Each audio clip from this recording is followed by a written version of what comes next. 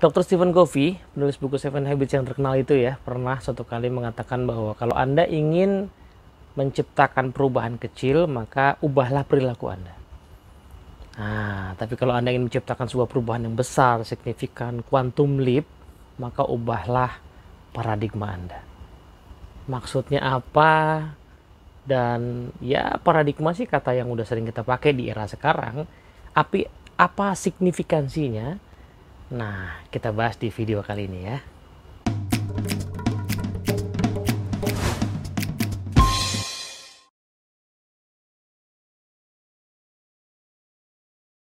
Oke, assalamualaikum warahmatullahi wabarakatuh. Halo teman-teman semua. Kalimat yang saya sebutkan tadi itu pasti akan sering banget kita temukan kalau kita baca buku-bukunya Pak Stephen Covey, terutama buku Seven Habits. Dan kata paradigma itu kata yang di zaman sekarang ya, paradigms, pola pikir, mindset dan kawan-kawannya itu mungkin kata yang katanya common ya. Tapi kalau ditelusuri ya, buku Seven Habits itu terbitnya tahun 89, maka bisa dibilang Pak Stephen Covey lah yang pertama kali, ya bukan pertama kali ya, yang cukup sering ya, cukup banyak menggaungkan ya penggunaan paradigms ini di dunia bisnis dan dunia mungkin pengembangan diri, kepemimpinan pada umumnya gitu. Nah, apa signifikansinya sih gitu ya. Nah, Pak Stephen Covey kemudian merangkum kaitan antara hasil, perilaku dan paradigma itu dalam satu model yang disebut sebagai See-Do-Get Cycle. Jadi ya, See-Do-Get Cycle itu digambarkan sebagai sebuah lingkaran yang ya muter gitu ya. Nah, jadi cara bacanya itu bisa dua ya. Bisa dimulai dari C, yaitu C atau paradigma, pola pikir itu mempengaruhi perilaku, nah, dan perilaku mempengaruhi hasil. Nanti hasil yang didapat akan memperkuat paradigma. Tapi lingkaran ini juga bisa dibaca secara kebalik gitu ya. Berarti kalau saya pengen dapat hasil yang berbeda, harusnya saya melakukan perilaku yang berbeda. Dan untuk melakukan perilaku yang berbeda, saya perlu menggunakan pola pikir atau paradigma yang berbeda. Cuman masalahnya, paradigma itu kan dipengaruhi sama hasil juga, jadi gimana ngubahnya kan gitu ya. Nah anyway, kita akan coba perdalam ya. Jadi cara memahaminya begini, saya lebih suka bacanya kebalik sih ya. Jadi hasil apa yang mau kita dapetin dulu. Anggaplah misalnya saya pengen, nih mohon maaf ya, ini contoh, sekedar buat contoh ya. Saya pengen mendapatkan hasil yaitu turun berat badan misalnya gitu ya. Nah, atau bukan turun berat badan lah ya, pengen dapat hasil yaitu kondisi tubuh saya lebih segar, lebih sehat lah misalnya begitu. Nah, maka pertanyaannya adalah perilaku apa yang akan membuat saya mendapatkan hasil yaitu tubuh yang lebih sehat. Nah, di zaman sekarang kayaknya kita nggak kekurangan jawaban gitu ya. Jawabannya nggak jauh-jauh, misalnya adalah olahraga rutin misalnya. Nah, ini menariknya. Seringkali untuk mendapatkan hasil itu banyak orang di zaman sekarang at least sudah nggak kekurangan sumber daya, knowledge, pengetahuan tentang apa yang harus dilakukan. Coba kita cek ya. Ya, googling aja dengan kata cara atau tips apa aja pasti akan ketemu ya. Bahkan saya tuh baru ngeh ya di masa pandemi ini, bahkan cara masang rak buku di dinding, cara melubangi, itu banyak banget tipsnya. Tapi pertanyaannya, apakah ketika kita sudah tahu caranya kita pasti melakukannya? Nah, ini kan yang belum tentu. Ya kan, banyak orang sudah tahu harus olahraga, pilihan olahraganya pun banyak, dari mulai yang advance sampai yang mulai yang paling ringan gitu ya. Yang sebenarnya yang ringan itu pun kalau dijalankan dengan rutin bisa bikin sehat juga. Nah, maka pertanyaannya memang bukan terletak pada perilaku. Makanya tadi Pak Covey bilang, kalau Anda ingin mengubah perubahan kecil, membuat perubahan kecil, ubah perilaku Anda. Maksudnya gimana? Ya kita bisa aja sih langsung memaksa diri mengubah perilaku kita. Misalnya kita paksa daftar fitness, di situ bayar PT gitu ya, dipaksa lah di situ. Bisa, tapi perubahannya kecil. Maksudnya kecil gimana Mas Teddy? Ya kalau PT-nya nggak ada, kalau lama-lama kita banyak alasannya karena kesibukan, maka kemungkinan olahraganya berhenti, gitu kan? Maka perubahannya kecil aja. Nah, orang baru bisa konsisten menjalankan perilaku yang tadi, yang kita sudah tahu bagus itu, kalau yang berubah adalah pola pikirnya atau paradigmanya. Apa misalnya? Nah, kita perlu evaluasi dulu nih. Apa sih yang bikin saya nggak rajin olahraga misalnya? Atau kebalikannya sih, kenapa saya malas olahraga? Nah, misalnya saya punya pola pikir, aduh capek, aduh banyak kesibukan, aduh keringetan, aduh badan pegel-pegel tuh. Ya mungkin kalau udah biasa sih oke, tapi kan awal-awalnya masih pegel-pegel dulu. Nah, selama pola pikirnya kayak gitu, kemungkinan si olahraga ini nggak akan saya jalankan dengan konsisten. Ya kan?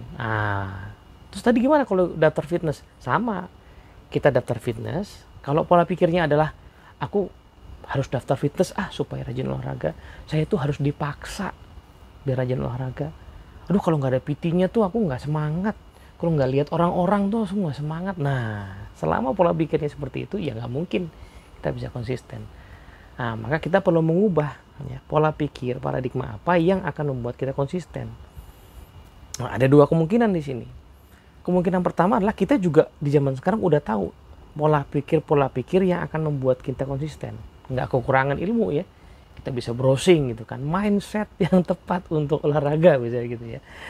Nah, tapi pertanyaannya adalah paradigma itu ternyata sesuatu yang very personal.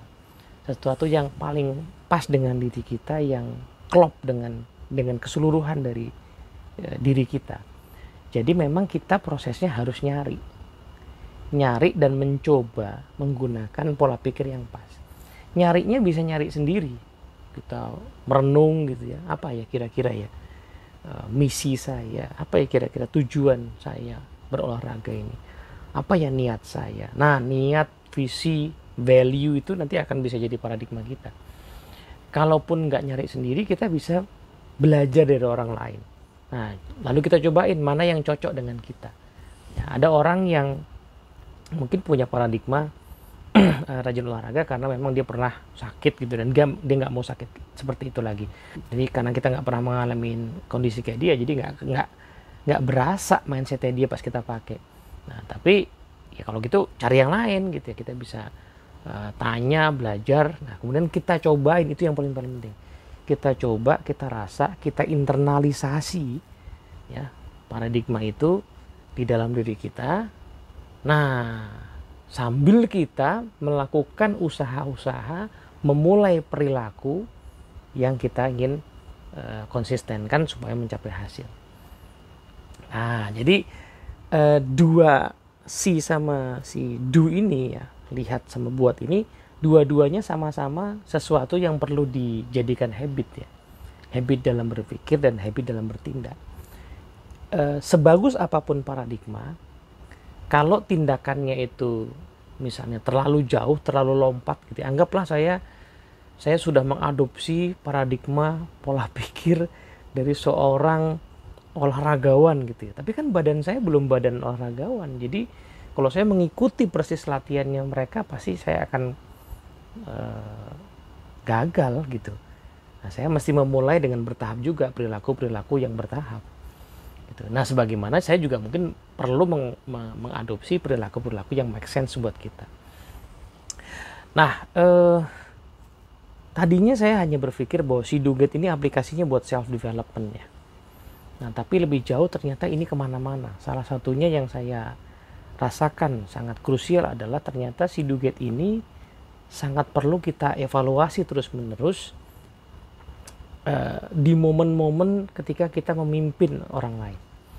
Ada sebuah buku menarik yang ditulis oleh Ram Charan sama Stephen Rother ya, judulnya The Leadership Pipeline. Itu salah satu buku favorit saya soal leadership development system gitu.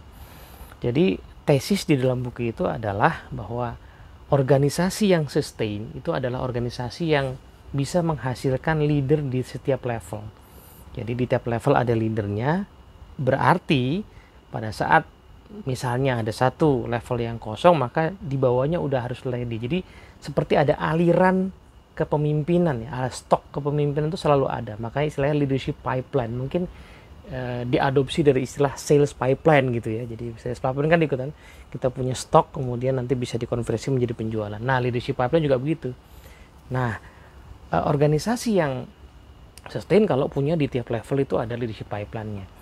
Nah, lalu kemudian buku itu dibahas, ada jadi dibuatlah satu kayak gambaran gitu ya, gambaran Leadership pipeline dari mulai level paling basic, yaitu leading self, individual contributor, sampai namanya leading enterprise, itu perusahaan-perusahaan yang sudah sifatnya konglomerasi ya. Jadi pemimpin holding sebuah perusahaan yang di bawahnya ada banyak anak perusahaan gitu ya. Nah, lalu Pak Ramcharan sama Sri Bentoter memapping ya, kalau seingat saya ada sekitar 7 step gitu ya, dimana setiap step itu harus dilalui oleh setiap orang untuk dia bisa naik ke level di atasnya. Kita ambil contoh yang paling dasar dulu ya. Di atas yang paling basic kan leading self ya, orang harus bisa mimpin dirinya sendiri dulu, kemudian baru bisa dia leading others.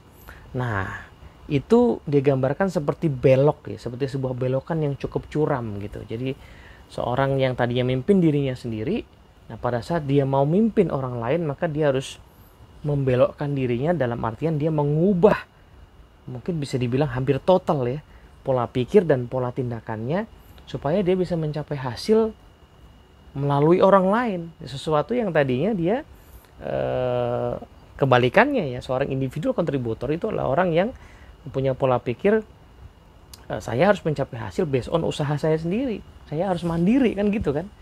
Kemandirian seorang individual kontributor itulah yang jadi value-nya dia, jadi berharganya dia di situ, dia dianggap aset karena seperti itu. Tapi begitu dia memimpin orang lain, justru pola pikir itu tidak efektif. Kenapa? Karena itu akan membuat dia terlalu sering turun, misalnya anggota timnya nggak fully functioning, misalnya dia nggak bisa menggerakkan orang, dia hanya bisa menggerakkan dirinya sendiri. Tapi yang lebih parah adalah dia nggak bisa mengembangkan orang gitu. Dan itu terjadi bukan karena pure salah dia atau dia punya niat buruk, tapi karena dia gagal move on ya, mindsetnya masih pakai mindset individual contributor, padahal sekarang dia sudah mimpin orang lain. Nah, yang sangat menarik adalah tiap level tuh kemudian punya mindset sendiri-sendiri dan praktis sendiri-sendiri. Di C sama D-nya beda-beda ya. Misalnya nih, seorang manajer sebuah departemen, biasanya dia mimpin satu bidang yang satu rumpun lah, misalnya accounting, finance ya, salesnya area tertentu misalnya, atau produk tertentu. Nah, someday dia pengen jadi GM. Nah, GM itu kan biasanya membawahi beberapa manajer ya kan, yang kadang-kadang rumpunnya agak beda. Misalnya GM finance itu kadang-kadang membawahi finance, juga accounting, juga tax misalnya, kadang-kadang budget. Nah, ini kan belum tentu si GM ini pernah di semua posisi, belum tentu ya. Bisa jadi dia cuma mungkin pernah, let's say di dalam divisi dia ada 5 departemen misalnya, dia mungkin hanya pernah mengalami 2 misalnya, atau dia berangkat bahkan dari 1. Nah, sehingga dia mungkin tidak menguasai, atau tidak, mungkin bukan nggak menguasai, tapi dia tidak menginternalisasi pola pikir di bidang-bidang lain. Nah, padahal ketika dia menjadi seorang GM, dia harus bisa memvalue keseluruhan pola pikir itu. Orang-orang yang beda sama dia pola pikirnya, dia harus bisa menghargai itu semua dan mengakomodir untuk kemudian mensinergikan itu semua. Nah, seseorang yang gagal move on, jadi menjadi GM dengan pola pikir manajer, wah ini akan membuat nanti kepemimpinan nggak efektif, kepemimpinan di bawahnya nggak efektif, dan terus sampai ke bawah. Dan saya sudah sangat sering mendengar ya, orang-orang yang mungkin karena kinerja, performance, ya, kecerdasan intelektual, berada di level yang cukup tinggi, VP misalnya, tetapi sebenarnya dia masih gagal move on gitu, sehingga akhirnya tim di bawahnya tidak berfungsi optimal, dan bahkan ada yang sangat brilian ya, akhirnya dia diputus kontraknya, bukan karena kemampuan teknis, tapi kemampuan memimpinnya yang tidak matang dari level ke level. Nah, disinilah pentingnya kita kemudian menyadari bahwa di level kita mimpin sekarang nih, mindset kita udah pas apa belum. Ya kan, saya supervisor, mindset saya udah supervisor apa belum. Saya manajer, di bawahnya ada supervisor, saya udah punya mindset yang pas apa belum. Saya GM, saya udah punya mindset yang pas apa belum gitu kan. Itu satu ya, jadi cara saya memandang diri saya dan peran saya itu udah pas apa belum, karena itu berpengaruh kepada behavior kita ya, tindakan-tindakan kita, alokasi waktu kita, itu berpengaruh dan akhirnya terhadap hasil yang kita perlu capai gitu. Nah, salah satu mindset yang very challenging dikembangkan oleh para pemimpin adalah mindset dalam memandang orang atau manusia gitu. Jadi alamiahnya kita tuh senang sama orang yang mungkin selaras atau align dengan kebiasaan mikirnya kita. Kalau saya orangnya strategik, saya senang dengan anak buah yang strategik. Kalau saya orangnya detail, saya senang dengan anak buah yang detail. Padahal semakin besar tim yang saya pimpin, maka saya justru butuh semakin beragam orang. Nah, tantangannya adalah beragam orang itu bisa jadi saya nggak terlalu prefer gayanya, stylenya, pola pikirnya. Sehingga ketika mereka misalnya berperilaku yang mungkin tidak menyenangkan gitu, saya cenderung tanda kutip yang menggunakan pola pikir yang negatif gitu. Nah, di sinilah tantangannya. Padahal di sisi lain saya perlu memandang setiap orang sebagai orang yang punya potensi. Hanya saja apakah dia sudah ada di tempat yang tepat, apakah dia sudah mendapatkan pengembangan yang tepat, apakah dia sudah mendapatkan assignment yang tepat, sudah dapat feedback yang tepat. Nah, disitulah challenge-nya. Nah, untuk bisa pada akhirnya saya mengambil tindakan tadi, oh orang ini perlu training, orang ini perlu saya mentoring, orang ini perlu saya coaching, orang ini perlu saya rotasi, orang ini perlu saya dengarkan, saya ajak ngobrol, orang ini perlu saya tantang, orang ini perlu saya turunin dulu dosisnya, ini ketinggian kayaknya, orang ini kayaknya salah bidang. Untuk pada akhirnya saya mengambil tindakan seperti itu, sebelumnya pasti saya harus mengadopsi pola pikir bahwa misalnya setiap orang punya potensi, cuman mungkin potensinya saya nggak paham, ya kan gitu kan. Setiap orang sebenarnya punya keinginan untuk maju, ya. Setiap orang sebenarnya punya cita-cita, tapi kadang-kadang cita-cita itu padam ya, dan padamnya udah kelamaan ya, karena waktu itu dia masuk kantor ini barangkali karena kepepet, ini pekerjaan yang satu-satunya yang menerima dia ya, dan udah kadung 10 tahun lebih misalnya, dan lama-lama udah pasrah. Atau dia selama ini dapat pemimpin yang nggak pernah peduli sama potensinya, jadi mungkin kita dianggap sebagai just another boss gitu, yang sama aja kayak kemarin. Nah, tapi keyakinan kita bahwa orang itu bisa belajar, orang bisa berubah, orang bisa bertumbuh, orang punya potensi, itulah paradigma pertama-tama yang perlu kita adopsi, sehingga habis itu kita bisa lebih jernih. Ini kan orang punya potensi ya, tapi kok nggak keluar? Kira-kira salah di mana ya? Dia nggak punya kemauan, dia belum punya kemampuan, dia salah tempat, dia perlu dikasih mentor, dia perlu dikasih training, dia perlu dikasih pendidikan yang lain, dia perlu dikasih tugas yang berbeda, dia perlu ditantang, dia perlu diturunin sedikit assignmentnya karena sekarang kegedean, dan seterusnya. Nah, segala tindakan kita baru akan kita lakukan dengan cermat ketika pola pikir kita itu kemudian berkembang. Nah, mindset yang kedua adalah mindset yang perlu dikembangkan kita sebagai pemimpin, itu adalah mindset yang di zaman sekarang ya, mindset yang bersifat strategik. Karena begitu kita pernah sukses, biasanya kita akan, ya tadi kan, lihat buat dapatnya, si dapat ini kan mempengaruhi pola pikir kan. Begitu kita pernah sukses, maka kita akan cenderung berpikir untuk mengulangi kesuksesan itu. Nah, padahal kadang-kadang ya tadi yang Mbak Kofi bilang ya, kalau ingin membuat quantum breakthrough ya, kita harus berpikir sesuatu yang di luar apa yang kita kerjakan sekarang gitu. Jadi kalau saya tahun ini punya target dan saya kejar target tahun ini, ya itu akan membuat tim saya hidup tahun ini. Tapi di era perubahan kayak sekarang, nggak ada jaminan tahun depan, 2 tahun lagi, 3 tahun lagi, itu target saya bisa kecapai. Maka as a leader kita perlu mikir agak panjang nih, menggunakan paradigma yang lebih luas. Oke, sekarang saya memang tim saya masih achieve gitu ya. Tapi kira-kira 2 tahun lagi kita bisa achieve apa ya? Kira-kira kalau 5 tahun lagi kita masih survive as a team.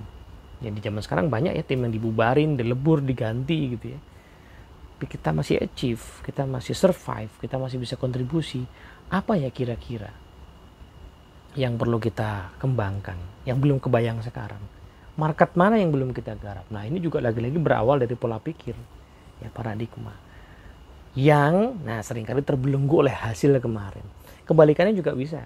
Kalau kita kemarin sering gagal ya, dapatnya itu dapat yang tidak memuaskan gitu, otomatis mempengaruhi paradigma, ini emang nggak bisa, ini doesn't work, ini nggak bisa, ini nggak mungkin. Akhirnya juga kita nggak melihat potensi. Nah, jadi at the end Pak Kofi bilang bahwa lihat buat dapat itu siklus ya, karena ini sesuatu yang perlu dilakukan secara reguler ya. Jadi secara reguler, entah bulanan ya, semesteran, tahunan, kita perlu ngecek gitu. Apakah saya masih mendapatkan hasil yang saya mau, saya harapkan, berarti apakah saya harus ya mulai memikirkan perilaku yang berbeda. Tapi yang lebih penting adalah apakah saya sudah menggunakan pola pikir yang tepat untuk situasi sekarang, atau jangan-jangan saya masih terbelenggu di pola pikir yang lama. Kenapa saya susah mimpin tim saya sekarang ini? Jangan-jangan bukan karena mereka yang susah dipimpin, tapi saya tanpa sadar masih menggunakan pola pikir yang lama. Mereka nggak kayak saya, mereka nggak kayak tim saya yang kemarin. Aduh, saya mimpin di Indonesia Timur nih susah banget. Coba kayak tim saya yang di Jawa ya, kayak di Sumatera. Nah ini ya, gagal move on ya, akhirnya ya, kesulitan kita untuk melihat potensi orang-orang yang ada di depan kita. Nah, sampai sini dulu, moga-moga bermanfaat. Assalamualaikum warahmatullahi wabarakatuh.